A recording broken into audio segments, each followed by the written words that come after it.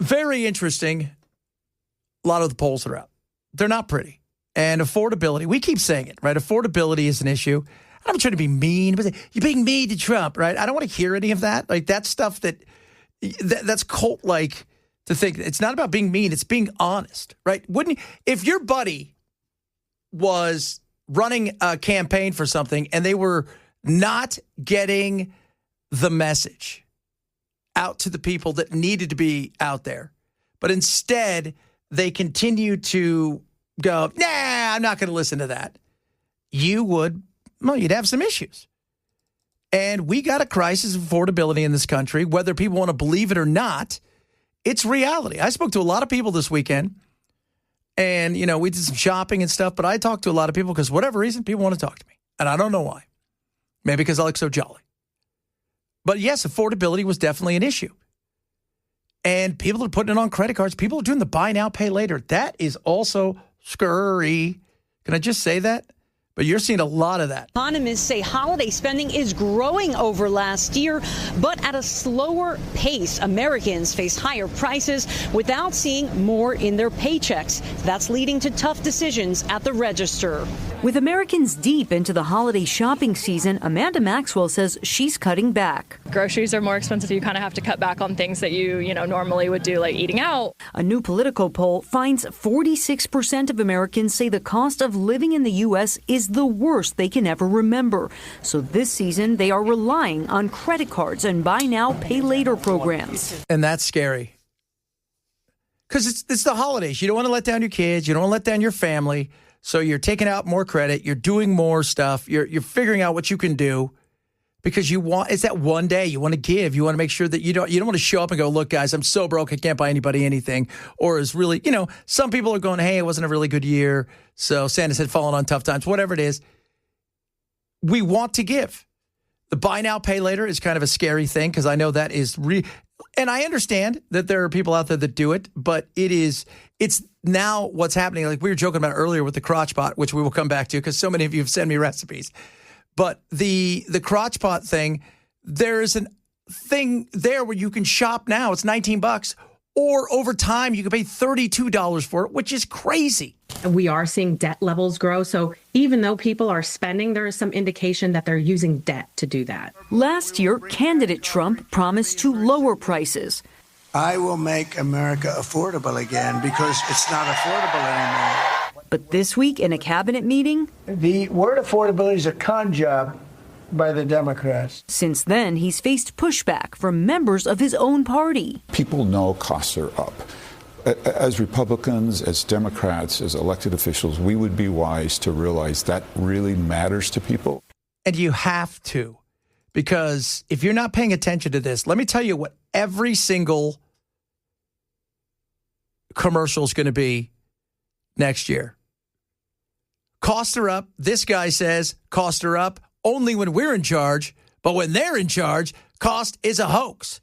Starting on day one, we will end inflation and make America affordable again. But the word affordability is a Democrat scam. One of my top priorities will be to quickly defeat inflation and make America affordable again. I don't want to hear about the affordability. We will make America affordable again. We're going to make it affordable again. There's this fake narrative that the Democrats talk about, affordability. Affordability is a con job. We will target everything from car affordability to housing affordability. This whole thing is, they use the word affordability. It's a Democrat hoax. It's not a hoax. It's reality. It's not a hoax, not a joke. It's reality. And there's ways of presenting it to the audience, to the constituents, to the American people that says, hey, look, I get it. It sucks. We came in, it was crap. We're doing our best to start to slow some stuff down, and it's going to take a while to turn the ship around. But it's not so much about the inflation at this point. It's about getting your wages up. How can we help with that? It's about moving that thing that you've got there where you see every week you get your paycheck. It's about getting those wages up. How do we get your wages increased? How do we do those things? What is it that we can do to move the goalpost in the right direction as opposed to the wrong direction? Because going out and just basically saying it's all a lie, it's all a hoax, it's all a joke, it's all the media, doesn't work. 60% of Americans polled by this network told us President Trump makes prices and inflation sound better than they really are. And his approval rating on the economy is now down to 36% in our latest poll. On inflation, approval is even lower, at 32%. Don't you need to show that you feel the pain?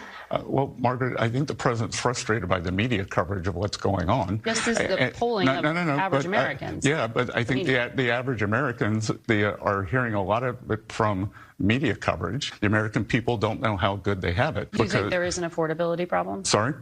You do believe that? I think the Biden administration created a terrible... No, but now we're nearly 12 months in. You said the president would own the economy at this point. Well, it's different. See, and that's where you have to own it. See, people will stick with you if you own it. If you try to shirk it, if you push it off, if you tell them it's not real, guess what happens? They get frustrated. They get angry. They look elsewhere. I mean, look, it might have been Biden's fault, might not. Nobody cares whose fault it was, okay? You said you were going to fix it. Where's the fix? Manufacturing numbers, down. Prices were up. Manufacturing numbers, I thought, no, there's not going to be some great manufacturing wave. Not in the time that you think, because it's just never going to happen. Even if there was a manufacturing wave, what's going to be there? Robots, AI, and a few people. People are looking around saying, what is going on? And the young, I talk about the young all the time. And it's like, the young. Why do you talk about the young? Because they're a massive voting bloc, the biggest voting bloc of all. And when you hear these numbers right here are crazy scary. Remember who helped him get over the line. Because why? Trump realized he was listening to his kids, and his kids were saying, you need to go on this podcast. You need to go on this podcast. You need to go on this podcast. It's going to help you. It's going to help you really get your message across to a younger generation who's frustrated at Joe Biden telling everybody inflation's transitory, right? This is going to help you get across the line. Woo! Trump losing young voters in some of the most stunning numbers that we have seen post the election and Trump taking office. Voters 30 and under, who were really key to his 2024 victory, are right now overwhelmingly giving him a thumbs down. This is a major change from even just a few months ago. Harry Anton is here to tell us something we don't know. And Harry, I think it's really important what I just said there in that last sentence, from even a few months ago, right? Yeah. I mean, this isn't something that happened right away or even right at tariffs or something in April, right? It's much more recent. Yeah, I mean, look, I think the word of the day, to borrow a phrase from the current president, huge. I mean, just take a look at Donald Trump's net approval rating among those under the age of 30. You go back to February, it was plus 10 points. Look at this drop. I'm laughing because it's down to minus 46 points in the net approval. That is a drop of 56 points among voters under the age of 30. Is there any historically analogous to this? This type of drop happening so quickly is just, I spend my days in the spreadsheets. You just don't see drops like that. That is a massive drop in a short period of time. To see a 56% drop, because as we've talked about with the youngsters, they're not party loyalists. They're not. The Gen Z kids, young adults, they're not party loyalists. It's not their jam, right? They want to go with whoever's going to have the best idea and they think is going to help them the most. Millennials, they swung, the men in particular, towards Trump. They helped. But they're willing to go, I don't want any part of this. And it wasn't just all this, the cost and affordability. The Epstein stuff had a lot to do with it. I don't think people realize how much that really perturbed a lot of people. Because remember, when you're going on these shows, whether it was the likes of Theo or whether it was the likes of Joe Rogan and stuff, that was a big issue for them. That they see power protecting and the corruption that went on there. They wanted to know somebody was going in there to handle business. It's stunning.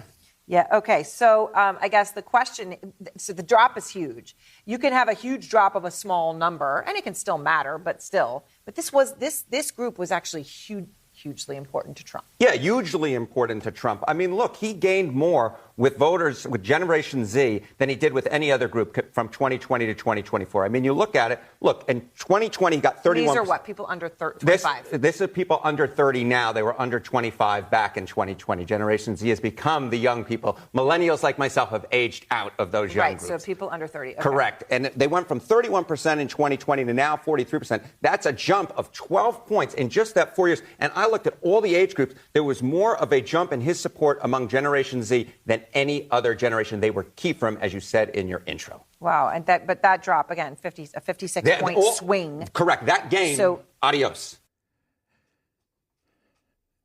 They want you to feel like you're in it with them. And I know Trump's getting ready to take he's getting ready to go do something he should have done a while ago, which is get out of the White House.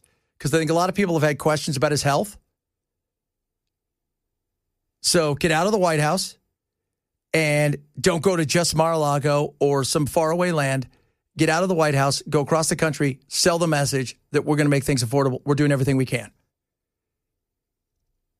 It's, again, everybody's like, you're so negative. I'm not negative. I'm honest. That's the word you're looking for, is honest. I don't come up with these polls. By the way, his Fox numbers were awful. They were in the crotch pot. That's how bad they were. Somebody just said, as a manufacturing engineer setting up a process to make HVAC systems, stop spewing your BS. Well, look at this. The U.S. has lost more manufacturing jobs this past year than last year. What? It's not BS. Because you don't like what I say doesn't make me wrong. And by the way, I'm trying to tell him, I want the Republicans to win. Well, you better do a better job of explaining yourself. You better do a better job of getting people to understand that this is where we're going. What people hear now is you saying it's not real, it's fake, and they don't see a plan. Everybody's still waiting for the health care plan. There's a battle going on right now that they may not even vote on it. And once that's locked in next year, if prices go through the roof, and that's another issue, I mean, I hope they come up with something. They've been promising, was that a lie? I'd like to know. Healthcare going through the roof? Yes, no. Well, we got rid of the subsidies. Okay, we understand Obamacare sucks. How do we fix it? Because you guys unfortunately got involved, right? And got your stank all over it. Now, how do we get it off? Or the best that we can? That's what we should be worried about. If you want to see the Republicans start to fix some stuff, they're going to have to start to agree that, hey, we got an issue. And some of them are, including Tim Burchett, who came out and said, our messaging sucks. Well, you better figure out who's going to be the new messenger.